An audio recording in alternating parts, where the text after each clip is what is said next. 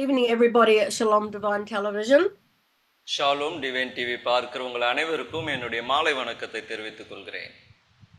We've been having a look at the mysteries of the kingdom of God. தேவர் ராஜ்யத்தின் ரகசியத்தை நாம் பார்த்து கொண்டு வருகிறோம். I want to start with a verse from Deuteronomy chapter 29 and verse 29.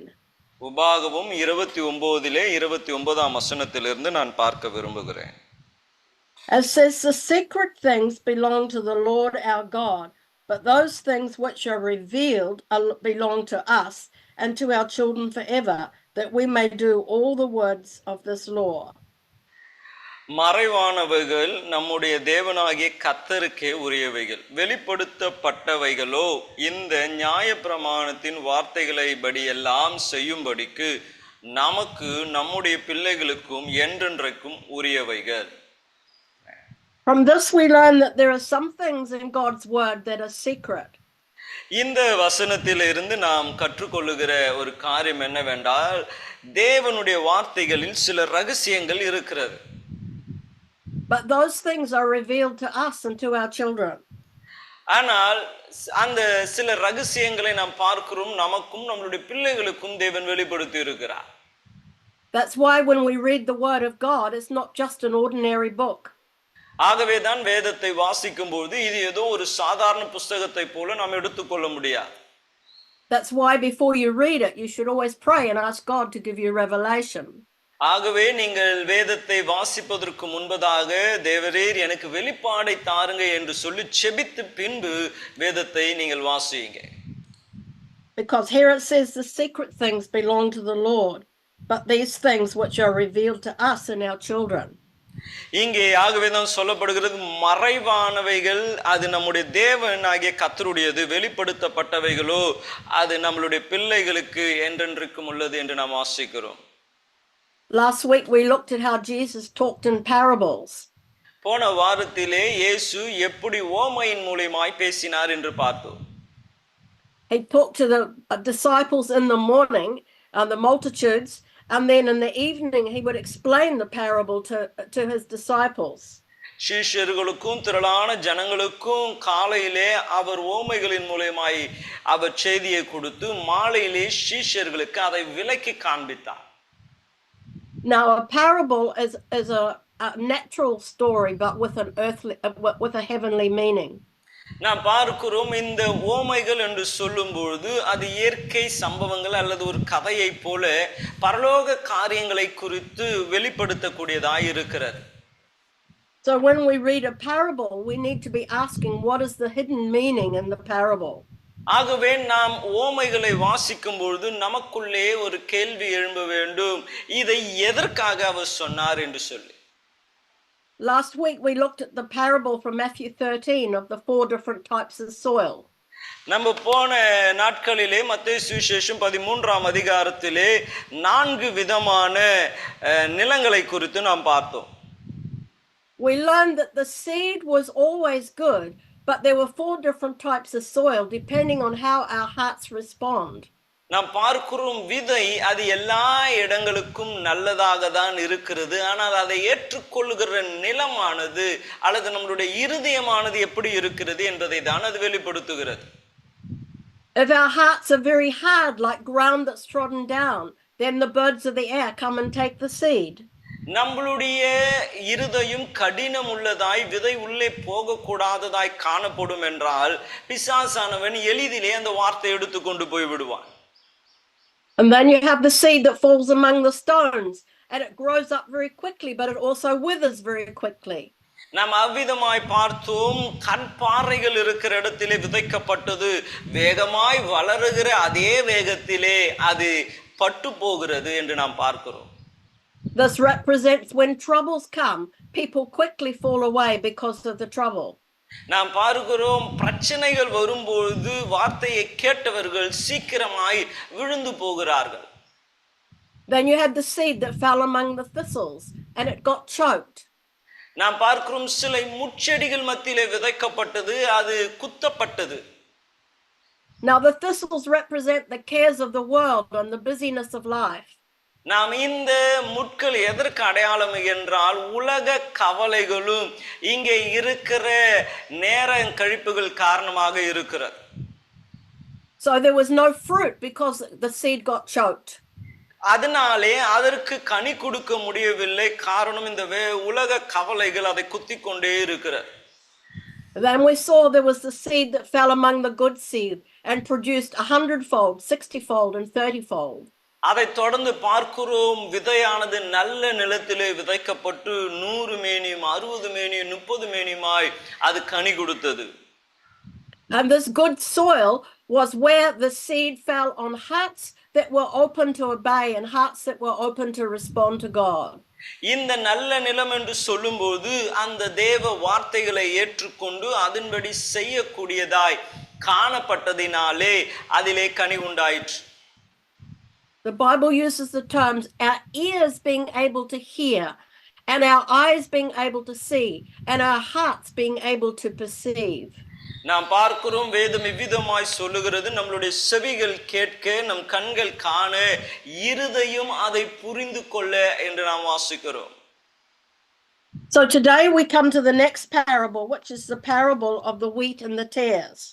நாம் அடுத்தது பார்க்க போகிற ஒரு ஓமை என்னவென்றால் கோதுமையும் பதரை குறித்து நாம் பார்க்க போகிறோம். Tares is another word for weeds. நாம் பார்க்கிறோம், அந்த பதரை நாம் குறித்து அல்லது விதை கோதுமையை குறித்து நாம் பார்க்க போகிறோம். So we're going to start with verse 24 of Matthew 13. 13ஆம் அதிகாரத்தின் மத்தேயு சுவிசேஷத்திலே 24ஆம் வசனத்திலிருந்து நாம் பார்ப்போம். And this is a parable, so remember it has a spiritual meaning. இது ஒரு ஓமை, இதற்குள்ளே ஆவிக்குரிய அர்த்தங்கள் இருக்கிறது என்பதை நீங்கள் அறிந்து கொள்ளுங்கள். Another parable he put forth to them, saying, the kingdom of heaven is like a man who sowed good seed in his field. But while men slept, his enemy came and sowed tares among the wheat and went his way. வேற ஒரு ஊமையை அவர்களுக்கு சொன்னார். பரலோக ராஜ்யம் தன் நிலத்தில் நல்ல விதையை விதைக்கிற மனுஷனுக்கு ஒப்பாய் இருக்கிறது.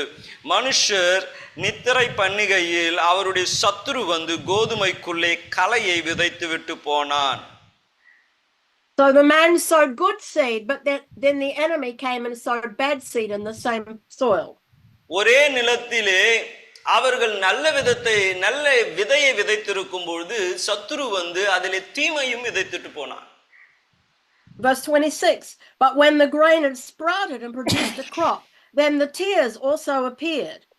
So the servants of the owner came and said to him, Sir, did you not sow good seed on your field? How then does it have tares? அங்கே 26, பயிரானது வளர்ந்து கதிர்விட்ட பொழுது களைகளும் காணப்பட்டது. வீட்டு எஜமானுடைய வேலைக்காரர்கள் அவனிடத்தில் வந்து, ஆண்டவனே, நீர் உம்முடைய நிலத்தின் நல்ல விதையை விதைத்தீர் அல்லவா, பின் அதில் களைகள் எப்படி உண்டானது என்றார்கள். So you sowed good seed, so how come there's bad seed? அப்ப நல்ல விதை விதைக்கப்பட்டிருக்கும் போது இந்த கெட்ட விதைகள் எப்படி வந்தது? Verse 28, he said to them, an enemy has done this. And the servants said to him, do you want us to go and gather them up?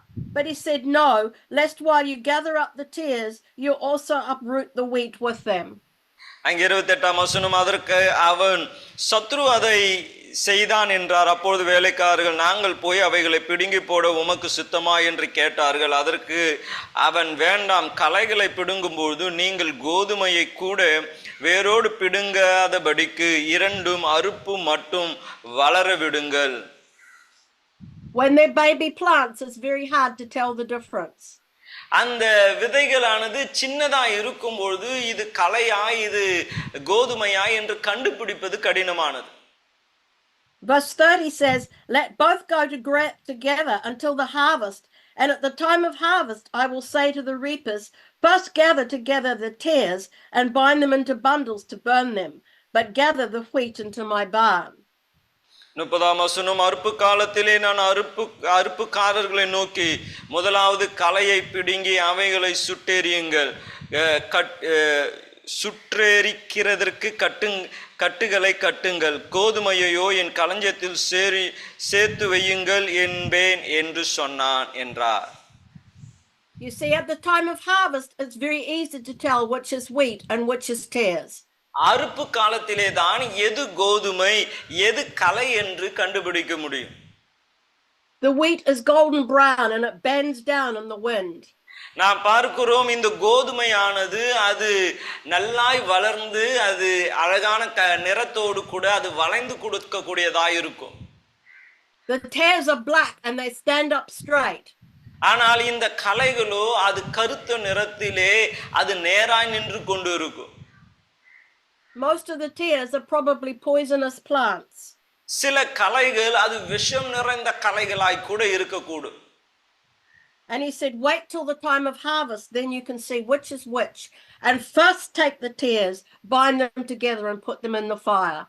நான் பார்க்கிறோம் அங்கே அறுவடை காலத்திலே தான் எது களை எது கோதுமை என்று தெரியும். அவர் சொல்லுகிறார் முதலாவதாக களையை பிடுங்கி அதை எரிக்கும்படியாய் கட்டுங்கள் என்று சொல்லுகிறார்.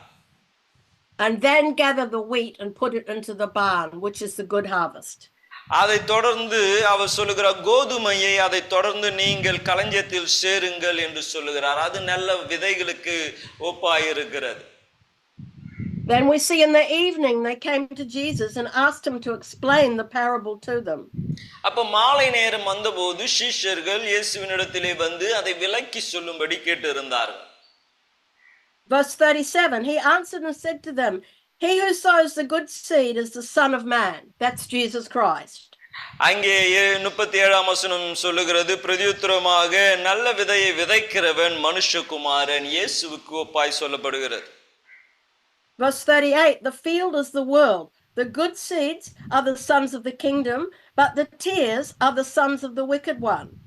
38ஆம் வசனம் நிலம் உலகம் நல்ல விதை ராஜ்யத்தின் புத்திரர் களைகள் பொல்லாதவர்களுடைய புத்திரர். The enemy who sowed them is the devil. The harvest is the end of the age, and the reapers are angels. 39ஆம் வசனம் அவைகளை விதைக்கிற சத்துரு பிசாசு அறுப்பு உலகத்தில் முடிவு அறுக்கிறவர்கள் தேவதூதர்கள். We know that when the Lord Jesus returns that there will be a harvest. நமக்கு தெரியும் ஆண்டவராகிய இயேசு கிறிஸ்து திரும்ப வரும்போது ஒரு பெரிய அறுவடை உண்டாக போகிறது.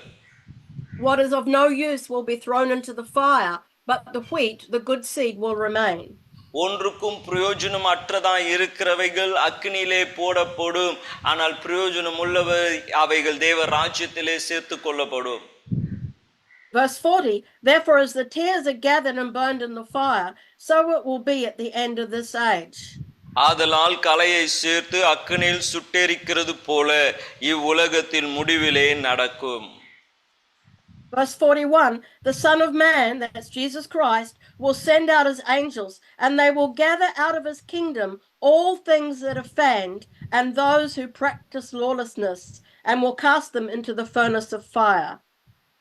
அங்கே 41 மனுஷகுமாரன் தம்முடைய தூதர்களை அனுப்புவார். அவர்கள் அவருடைய ராஜ்யத்தில் இருக்கிற சகல இடரல்களையும் அக்கிரமம் செய்கிறவர்களையும் சேர்த்து அவர்களை அக்னி சூளையிலே போடுவார்கள். What are the things that are feigned?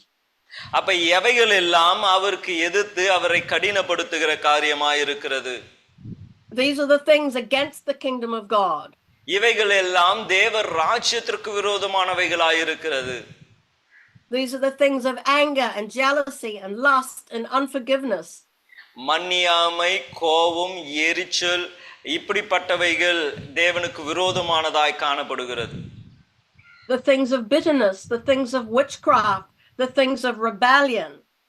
பொறாமை மந்திரங்கள் தந்திரங்கள் இப்ப கோபங்கள் இவைகளும் அதற்குள்ளடங்கிய கூடியதாய் இருக்கிறது. And it says there will be wailing and gnashing of teeth. அங்கே சொல்லப்படுகிறது அங்கே அழுகையும் பற்கடிப்பும் உண்டாயிருக்கும். But then the righteous will shine forth as the sun in the kingdom of their Father.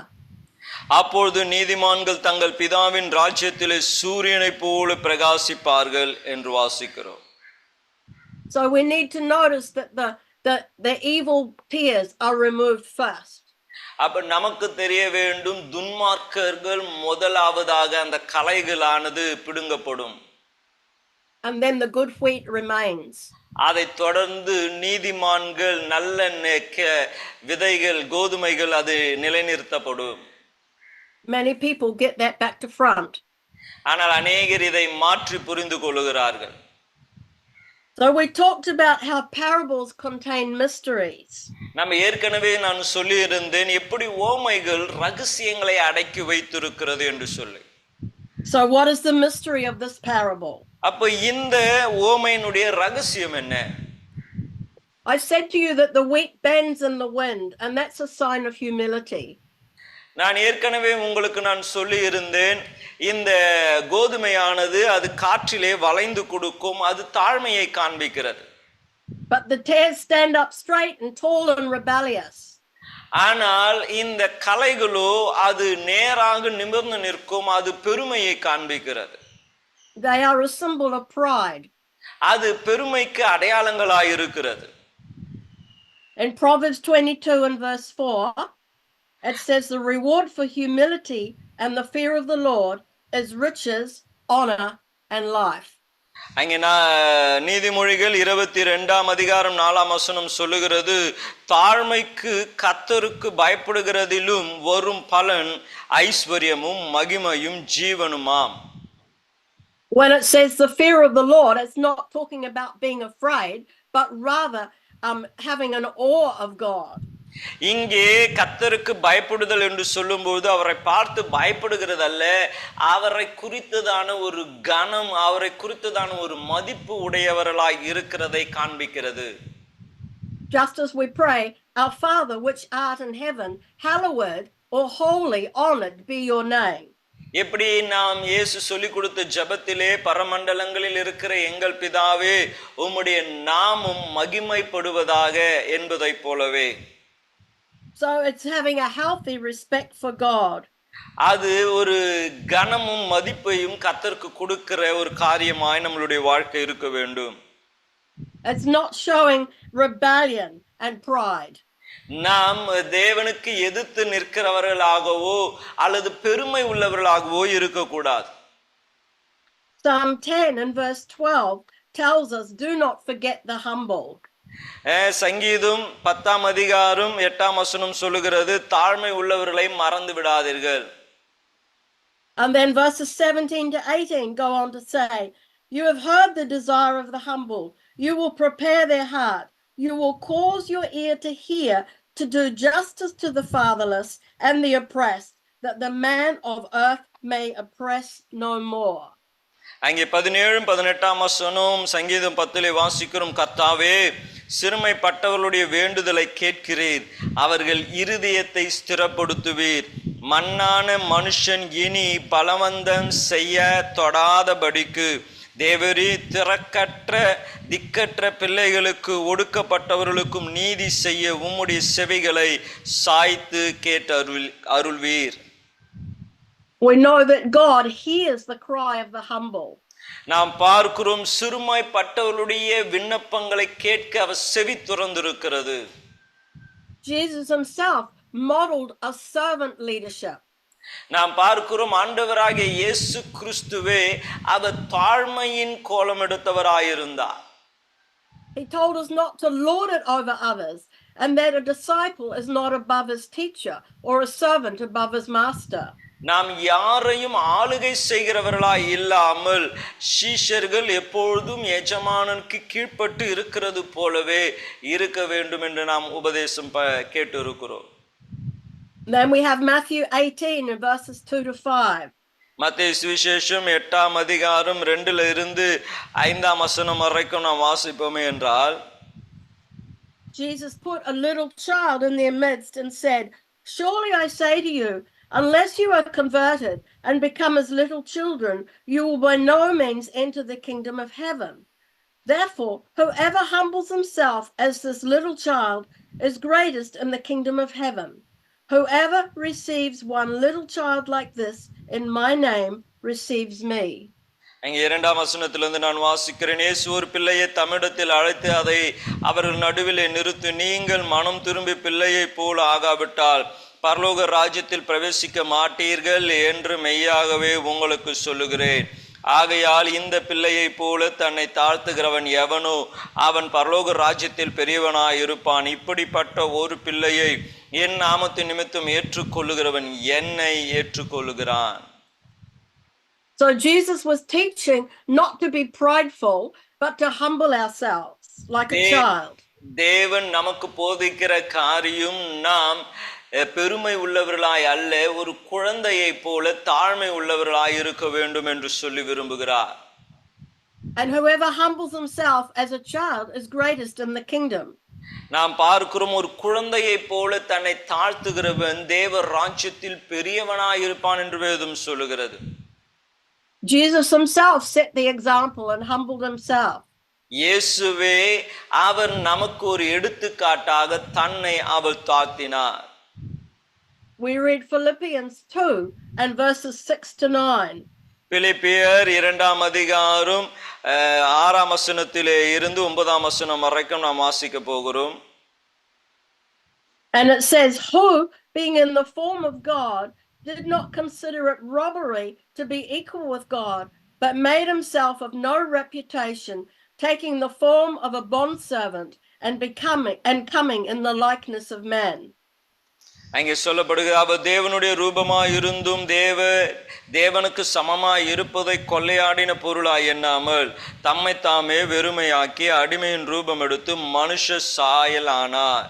அவர் மனுஷ ரூபமாய் காணப்பட்டு மரண பரிந்தும், அதாவது சிலுவையின் மரண பரிந்தும் கீழ்ப்படிந்தவராய் தாழ்மை தம்மை தாமே தாழ்த்தினார். So he had no reputation, and he took on the form of a bondservant, becoming in the likeness of man. நாம் பார்க்கிறோம், அவர் தன் இருந்த ஸ்தானத்தை பிடித்து கொள்ளாமல் அடிமையின் கோலமாய் தன்னை மாற்றிக் கொண்டார்.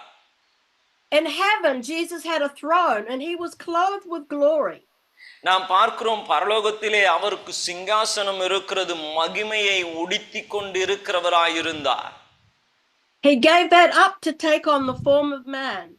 ஆனால் அவைகளை விட்டு மனித சாயலாய் மாற தன்னை ஒப்பு கொடுத்தார். That's why he's called the Son of Man. ஆகவேதான் அவரை மனுஷகுமாரன் என்று அழைக்கிறோம். It carries on, and being found in appearance as a man, he humbled himself and became obedient to the point of death, even death on the cross. 8ஆம் வசனம், அவர் மனுஷ ரூபமாய் காணப்பட்டு மரண பரிந்தும், அதாவது சிலுவையின் மரண பரிந்தும் கீழ்ப்படிந்தவராய் தம்மை தாமே தாழ்த்தினார். Therefore God also has highly exalted him and given him the name which is above every name. ஆதலால் தேவன் எல்லாவற்றுக்கும் மேலாய் அவர் நாமத்தை உயர்த்தினார். So wheat is like a symbol of humility and bowing down. கோதுமை எப்படி அதனுடைய தலை சாய்ந்திருக்கிறது, அது தாழ்மையை காண்பிக்கிறதோ, but the tares are like a symbol of pride. ஆனால் களைகளோ அது நிமிர்ந்து நிற்கிறதினாலே பெருமையை காண்பித்துக் கொண்டிருக்கிறது. We know from the book of Proverbs chapter 6 and verse 16 that there are 6 things that God hates, and the first thing is a proud or a haughty look. நாம் பார்க்கிறோம், ஆதியாகமம் 6ஆம் அதிகாரம் 16ஆம் வசனத்திலே இருந்து தேவன் அருவருக்கிற 6 காரியம் உண்டு. அதிலே முதலாவது காரியம் என்னவென்றால் மேட்டிமையான கண் என்று பார்க்கிறோம். So if you're haughty, what does it mean? அங்கே மேட்டிமையான என்று சொன்னால் என்ன அர்த்தம்? It means that you think that you are superior or better than somebody else, so you look down upon them. நீங்கள் மற்றவர்களை காட்டிலும் உங்களை பெரிய ஆளாய் எண்ணிக்கொண்டு மற்றவர்களை கீழாய் பார்க்கிறதற்கு ஒப்பாய் இருக்கிறது. We have a saying that sometimes the proud people will walk by with their nose in the air. இங்கே ஒரு பழமொழி இருக்கிறது, பெருமை உள்ளவர்கள் அவங்க மூக்கு வானத்திற்கு நேராக உயர்த்தி நடப்பார்களாம். It says in the book of James that God resists the proud but gives grace to the humble. யாக்கோபு நிருபத்திலே வாசிக்கிறோம், பெருமை உள்ளவனுக்கு கர்த்தர் எதிர்த்து நிற்கிறார், தாழ்மை உள்ளவனுக்கு கர்த்தர் கிருபை அளிக்கிறார் என்று பார்க்கிறோம். Bible tells us that God is holy.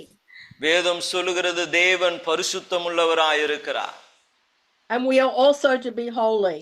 ஆகவே நாமும் பரிசுத்தம் உள்ளவர்களாய் இருக்க வேண்டும். We read 1 Peter chapter 5 and verse 6. 1 பேதுரு 5ஆம் அதிகாரம் 6ஆம் வசனத்தை வாசிப்போம் என்றால், Therefore humble yourselves under the mighty hand of God, that he may exalt you in due time. ஆகையால் ஏற்ற காலத்தில் தேவன் உங்களை உயர்த்தும்படிக்கு அவருடைய பலத்த கைக்குள்ளே அடங்கி இருங்கள். So we don't exalt ourselves, we let God do that. நம்மை நாமே உயர்த்தி கொள்ளாமல் தேவன் நம்மை உயர்த்த காத்திருக்க வேண்டும் என்று உங்களை உற்சாகப்படுத்துகிறேன். When we go back to verse 5, it said to be submissive to one another and be clothed with humility. அங்கே 5ஆம் வசனத்தில் நீங்கள் வாசிப்பீர்கள் என்றால், நீங்கள் ஒருவருக்கொருவர் கீழ்ப்படிந்து மனத்தாழ்மையை அணிந்து கொள்ளுங்கள் என்று வாசிக்கிறோம். You might ask, why does God hate pride so much? நீங்கள் ஒருவேளை கேட்கலாம், ஏன் தேவன் பெருமையை இவ்வளவாய் வெறுக்க காரணம் என்ன? We know that Lucifer was God's anointed cherub in the Garden of Eden. நாம் பார்க்கிறோம், லூசிபர் என்று சொல்லுகிறவன் தேவனுடைய சமூகத்திலே இருக்கிற ஒரு செருபிமாக, ஒரு தூதனாய் அவன் காணப்பட்டான். He was clothed in beauty and every precious stone until there was iniquity found in him. அவன் மகிமையை உடுத்திக்கொண்டு அவனுடைய சரீரம் விலையேறப்பெற்ற பல ரத்தினங்களினால் இருந்தது. ஆனால் ஒரு நாள் அவைகளை எல்லாம் அவன் இழந்து போகக்கூடியதாயிற்று. He was perfect in all his ways until the day he decided to rebel against God. அவன் எல்லா வகையிலும் நேர்த்தி உள்ளவனாய் இருந்தான். ஆனால் அவன் எப்பொழுது தேவனை எதிர்த்து நிற்க வேண்டும் என்று எண்ணினானோ அப்பொழுது அவைகளை இழந்து போனான். Ezekiel 28 and verse 17 tells us his heart was lifted up because of his beauty, so he was cast out of heaven. அங்கே எசேக்கியேல் 27:26 வாசிக்கிறோம், அவனுடைய பெருமையினாலே அவன் தனக்கு உண்டானவைகளை இழந்து போனான் என்று அங்கே நம்ம வாசிக்கிறோம். To have your heart lifted up means to become proud. நாம் பார்க்கிறோம், நம்மளுடைய இருதயம் உயர்த்தப்படுகிறது என்றால் அது பெருமையை காண்பிக்க கூடியதாக இருக்கிறது. And because of his beauty, he was proud and cast out of heaven and took a third of the angels with him. நாம் பார்க்கிறோம், அவன் பெருமை உள்ளவனாய் இருந்ததினாலே பரலோகத்தில் இருந்து அவன் தள்ளப்பட்டான். 1/3 தூதர்களை அவனோடு கூட விழுந்தார்கள் என்று நாம் வாசிக்கிறோம். We go to Isaiah 14 and verse 14. We can clearly see his pride. ஏசாயா 14:14 நாம் வாசிப்போம் என்றால் அவன் பெருமையை நம்ம மிக தெளிவாய் அங்கே வாசிக்கலாம். He says, I will ascend into heaven. I will exalt my throne above the stars of God. I will also sit on the mount of the congregation of the farthest sides of the north. I will ascend above the heights of the clouds. I will be like the Most High. அங்கே 13-14 சொல்லுகிறது, நான் வானத்திற்கு ஏறுவேன், தேவனுடைய நட்சத்திரங்களுக்கு மேலாய் என் சிங்காசனத்தை உயர்த்துவேன், வடபுறங்களில் உள்ள ஆராதனை கூடத்தில் பர்வதத்தில் வீற்றிருப்பேன் என்றான். நான் மேகங்களுக்கு மேலாக உன்னதங்களில் ஏறுவேன், உன்னதமானவருக்கு ஒப்பாவேன் என்று நீ உன் இருதயத்தில் சொன்னாயே. In other words, Lucifer wanted to have the same standing as God, the same honor and the same worship. அங்கே நாம் பார்க்கிறோம், லூசிபர் தேவனை போலவே இருக்கவும் தேவனுக்கு கிடைக்கிற அதே ஆராதனை தனக்கும் கிடைக்க வேண்டும் என்று அவன் எண்ணினவனாயிருந்தான். We saw in the temptations of Jesus in the wilderness. நாம் பார்க்கிறோம், இயேசு கிறிஸ்துவினுடைய சோதனை அந்த வனாந்திரத்திலே நடைபெற்ற பொழுது, it's in Luke chapter 4. லூக்கா சுவிசேஷம் 4ஆம் அதிகாரத்திலே அதை நாம் பார்க்கிறோம்.